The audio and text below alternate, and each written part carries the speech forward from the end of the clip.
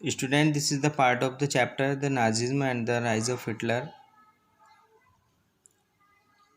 Chapter number 3 from history.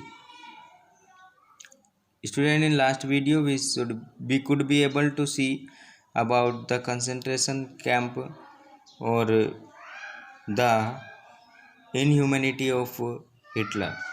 Now the area under Nazi occupation during the Second World War was turned into a death camp. Nazis के जो under में था, जो Nazi party ने अपने under control कर रखा था एरिया सेकेंड वर्ल्ड वार में, वो जो था एक डेथ कैंप में चेंज हो गया था। अपार्ट फ्रॉम जर्मनी के अलावा, जर्मनी कंसंट्रेशन कैंप के अलावा वर सेटअप इन नाजी, जो नाजी में सेटअप किए, नाजी ने काल में सेटअप किए गए थे। ऑक्यूपाइड रीजन इन पोलैंड, उसने पोलैंड का रीजन, ऑस्ट्रिया का रीजन और ज़्यूगोस्लाविया का रीजन, हॉलैंड का और फ्रांस का रीजन भी अपने अंडर कंट्रोल कर लिया था। In the second world war में हिटलर की जो आर्मी थी उसने started getting defeated on several front, कई सेनाओं को हराने शुरू उसने कर दिया था।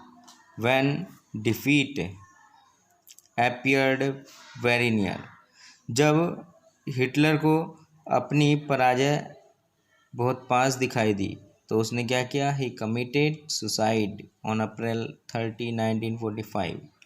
तो उसने 1945 30 अप्रैल को अपने सुसाइड कर लिया। जर्मनी सरेंडर्ड इन मई 1945, और जर्मनी को 1945 को समर्पित होना पड़ा।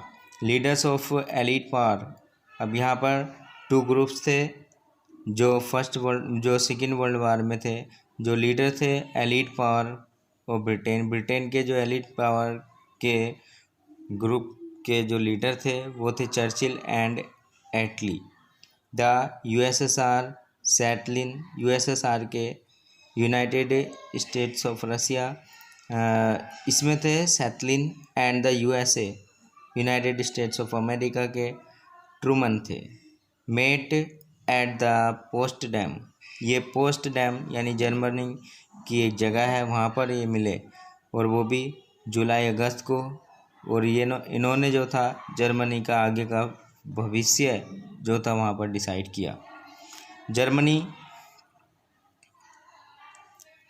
was thoroughly demilitarized and the country was divided into 4 occupation zone।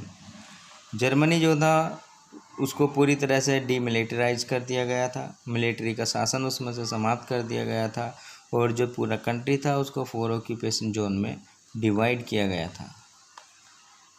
At the Nuremberg international trial held in accordance with the decision taken by the world leaders who participated in Potsdam conference। Nuremberg में जो international trial हुआ था उसमें जो decision लिए गए थे world class के लीडर के द्वारा, पोस्टमबर्ग जो कॉन्फ्रेंस हुई थी उसमें, तो Nazi war criminals were tried and many of them were sentence to death. तो नाजी वार को एक क्रिमिनल वार घोषित किया गया था और जिन्होंने ऐसा किया था उनको फांसी की सज़ा दे दी गई थी। Now student, we shall study the chapter in detail. We could be able to learn about the summary or important point of the chapter. Now we are taking the chapter Germany जो थी had been given a raw deal in the Treaty of Versailles। Germany का treaty of वार्सिले में जो था एक कच्चा से समझौता हुआ था with which followed the first world war, जिसमें फर्स्ट वर्ल्ड वॉर भी आता है 1919 तक का time. The allied power also called allies, elite power जिनको एलिस के नाम से भी जाना जाता है, अभी उनका हमने पार्टिसिपेशन देखा था पीछे। दैट इमर्ज विक्टोरियस, वो जो थे विजयी रहे थे ग्रेट वॉर में। और यूज दिस ट्रीटी, उन्होंने इस ट्रीटी का यूज़ किया था as a pretext for emasculating the defeat central powers, और सेंट्रल पावर को इन्होंने डिफीट किया था बोथ मिलिट्री एंड फाइनेंशियली, दोनों ही रूप से, मिलिट्री रूप से भी और फाइनेंशियली रूप से भी।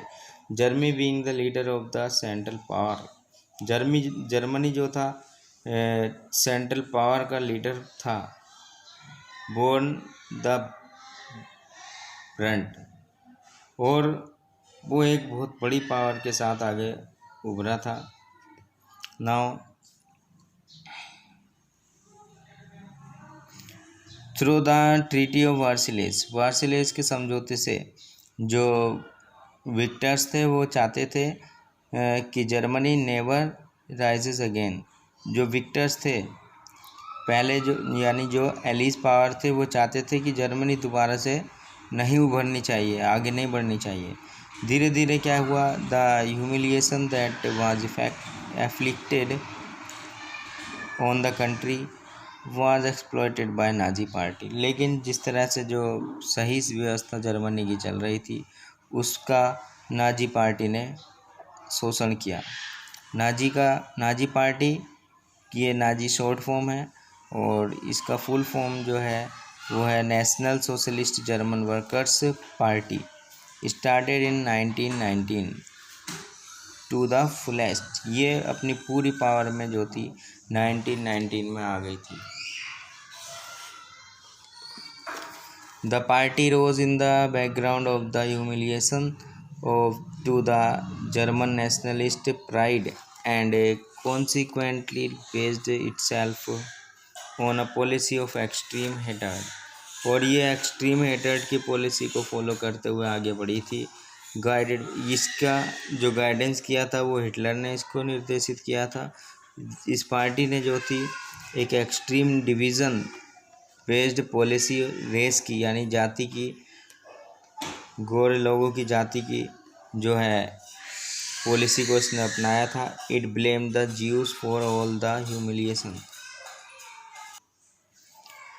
Moving further, Jews were also held responsible for all the ills that afflicted the German society. यानी जर्मन सोसाइटी में होने वाली सारी जो बुराइयां थी वो ज्यूस लोगों पर थोप दी गई थी हिटलर के द्वारा। The ideology of the party, यानी जो नाजिज्म पार्टी थी उसकी जो विचारधारा थी वो establish the theory of superiority of the Aryan race, Aryan race की सुपीरियरिटी को शो करने वाली थी।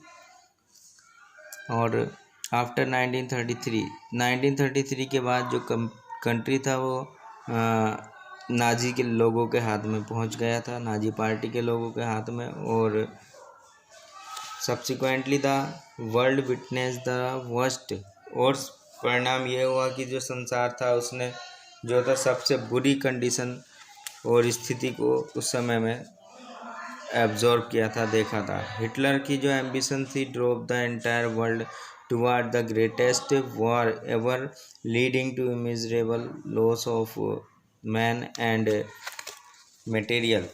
हिटलर के समय में जो था पूरा संसार एक वॉर के रूप में, वॉर का सामना करना पड़ा था पूरे संसार को, और इसमें जो था मैन का और मटेरियल का बहुत ही ज़्यादा लॉस हुआ था, यानी इंसान का भी और उसकी धन संपत्ति का भी।